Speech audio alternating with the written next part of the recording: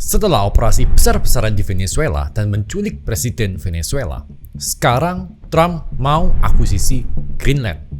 Ini adalah catur politik yang paling kontroversial sejak Perang Dingin selesai. Nah, Trump ngotot mau akuisisi Greenland dengan cara apapun. Ketidakpastian, uncertainty kembali menggelayuti market. Nah, apakah ini awal dari Perang Dunia Ketiga dan membuat NATO terbelah? Benarnya, ini bukan yang pertama kali pemerintah Amerika ingin akuisisi Greenland. Di tahun 1967, Menteri Luar Negeri era William H. Seward juga melirik Greenland setelah membeli Alaska dari Rusia. Di tahun 1940, ketika Nazi Jerman menduduki Denmark, Amerika masuk ke Greenland untuk mengamankan lokasi itu. Di tahun 1946, pemerintah Amerika juga pernah menawar terang-terangan ke Greenland $100 juta dalam bentuk emas pada Denmark untuk beli Greenland, tapi ditolak oleh Denmark. Di tahun 2019, Trump kembali melontarkan ide membeli Greenland dan menganggap Greenland sebagai real estate dengan wilayah yang strategis. Di tahun 2026 ini, Trump kembali ingin akuisisi Greenland dengan cara apapun, bahkan dengan tarif pada negara-negara Eropa atau mungkin by force. Perdana Menteri Denmark membalas dengan mengatakan Greenland is not for sale dan langsung menutup pintu diskusi. Trump membalas dengan membatalkan kunjungan ke Denmark. NATO memilih diam, apalagi setelah Trump mengatakan NATO membebani Amerika. Eropa jelas masih butuh perlindungan dari Amerika. Lagi pula nggak ada mekanisme NATO yang dilanggar, nggak ada ancaman militer, dan nggak ada pemaksaan secara langsung. Di video ini kita akan bahas 9 fakta tentang Greenland. Kenapa Greenland jadi wilayah yang paling penting di muka bumi.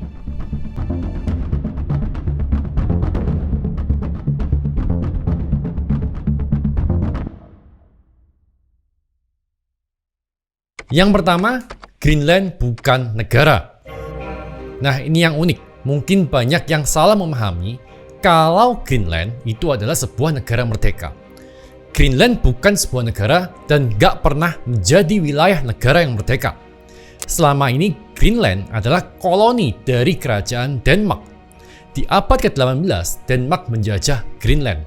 Di 1721, ada pendeta Denmark Norwegia namanya Hans Egede berangkat ke Greenland. Tujuannya waktu itu mencari keturunan koloni Viking Norse yang hilang dan mengkristenkan penduduk Inuit. Kerajaan Denmark waktu itu menganggap ini sebagai tugas religius dan legitimasi moral untuk hadir permanen di Greenland. Denmark kemudian membentuk Royal Greenland Trading Company, menerapkan monopoli perdagangan dan Inuit dipaksa berdagang hanya dengan Denmark. Kurang lebih mirip kayak Belanda waktu ke Indonesia, bikin VOC dan memaksa orang Indonesia dagang dengan VOC. Jadi, Greenland itu bukan negara merdeka. Greenland itu koloni Denmark yang hingga hari ini belum benar-benar dilepas. Penduduk aslinya orang Inuit dan total penduduknya itu cuma 56.000 orang. Makanya Trump menawarkan 10.000 hingga $100.000 per penduduk kalau Greenland memilih ikut Amerika. Karena kalau dihitung-hitung itu termasuk biaya akuisisi yang sangat murah ketimbang akuisisi melalui operasi militer ataupun perang terbuka. 56.000 penduduk itu, sebagai bayangan teman-teman, kalau semuanya dikumpulin di Gelora Bung Karno itu nggak penuh dan nggak lebih banyak dari penduduk satu kecamatan di sini. Sementara luas wilayahnya lebih besar dari wilayah Indonesia bagian barat, yaitu 2,16 juta kilometer persegi. Yang kedua, Greenland secara de facto sudah dikelola oleh militer Amerika. Nah, sejak Perang Dunia Kedua, di tahun 1941, Amerika membangun Thule Air Base dengan sistem radar, satelit, dan missile early warning. Ini adalah salah satu aset militer Amerika yang paling strategis di dunia. Nah, sekarang namanya berubah jadi Pituffik Air Base. Denmark juga nggak punya kendali operasional di sini, dan keputusan militer seluruhnya ditentukan oleh Amerika. Infrastruktur juga sepenuhnya punya Amerika dan dikontrol oleh Amerika. Orang Greenland juga nggak bisa menolak aktivitas militer Amerika.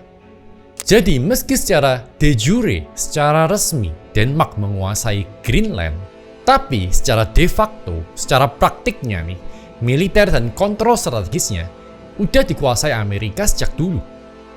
Nah yang ketiga, Greenland ada di pusat The Great Circle. Greenland kebetulan nih ada di jalur terpendek antara Amerika Utara, Eropa, dan Rusia. Greenland itu bukan berada di ujung dunia, tapi ada di simpul utama dunia karena ada pada jalur The Great Circle yang paling strategis. Mau ke New York dari London, lewat Greenland. Mau dari Amerika ke Rusia nih, lewat Greenland. Mau dari Amerika ke Timur Tengah, lewat Greenland. Dari New York mau ke Tokyo, lewat Greenland. Nah, Great Circle itu adalah jalur terpendek antara dua titik di permukaan bumi. Di peta datar memang nggak kelihatan nih, tapi baru kelihatan ketika ada peta globe, karena bumi bulat seperti bola. Jadi siapa yang menguasai jalur ini punya keunggulan strategis. Greenland adalah kunci kontrol Arktik, dan siapa yang menguasai Arktik punya keunggulan strategis. Yang keempat, Greenland adalah golden ticket Denmark di mata dunia. Tanpa Greenland, siapa itu Denmark? Denmark hanya negara Eropa kecil dan nggak punya pengaruh global. Tapi dengan adanya Greenland, Denmark punya wilayah Arktik, ikut mengatur kebijakan di Arktik, dan ikut dalam NATO Northern Command, dan ikut berpartisipasi dalam perumusan strategi misil global. Tanpa Greenland, siapa Denmark? Hanya negara Eropa kecil tanpa militer yang kuat. Wilayahnya aja jauh lebih kecil daripada Greenland. Tapi dengan adanya Greenland, Amerika taruh radar dan basis militer di sana. NATO ikut menjaga wilayah. Denmark dapat proteksi kelas dunia gratis. Yang kelima, Greenland adalah jalur utama rudal balistik. Karena Greenland ada di The Great Circle, ini adalah jalur tercepat dari Rusia ke Amerika dan sebaliknya. Ini juga adalah jalur utama rudal ICBM, Intercontinental Ballistic Missile.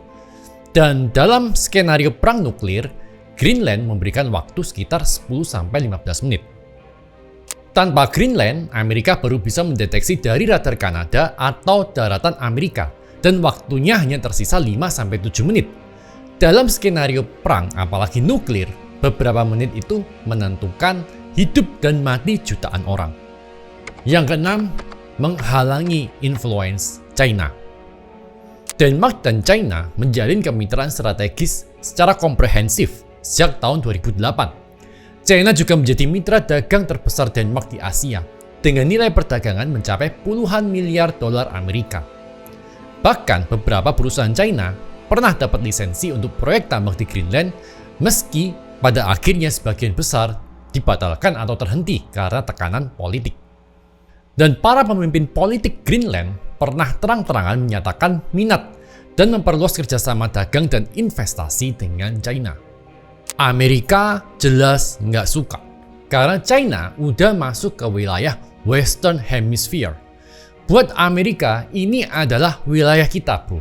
Jangan main-main di sini, jangan pernah injakan kaki di sini, minggir lu. Kurang lebih kayak gitu. Rencana akuisisi Trump pada Greenland juga pingin menghalangi influence China di jalur yang paling strategis di The Great Circle. Yang ketujuh, jalur baru pelayaran. Greenland dikelilingi es laut tebal selama ratusan tahun. Tapi karena pemanasan global, suhu Arktik naik 2-4 kali lipat lebih cepat dibandingkan wilayah lain di dunia. Akibatnya, es laut mencair lebih cepat. Musim bebas es jadi lebih panjang, dan beberapa jalur laut yang dulu mustahil dilewati sekarang terbuka. Misalnya Northwest Passage yang menghubungkan Atlantik dan Pasifik melalui Kanada dan dekat Greenland. Dulu hampir selalu tertutup es, sekarang bisa dilewati.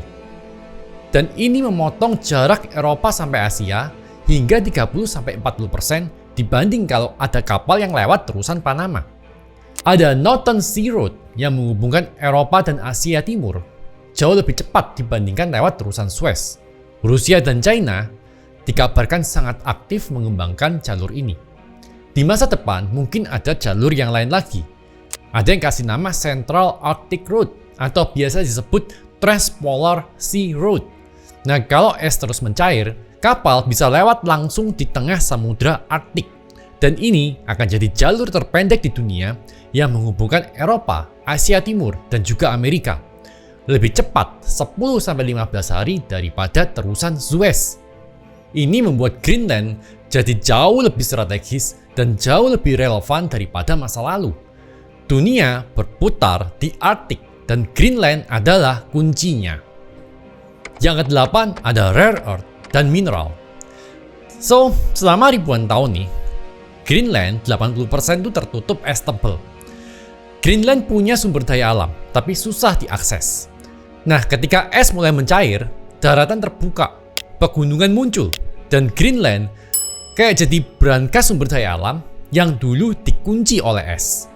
Di dalam perut bumi Greenland tersimpan deposit rare earth yang sangat besar, salah satu yang terbesar di dunia.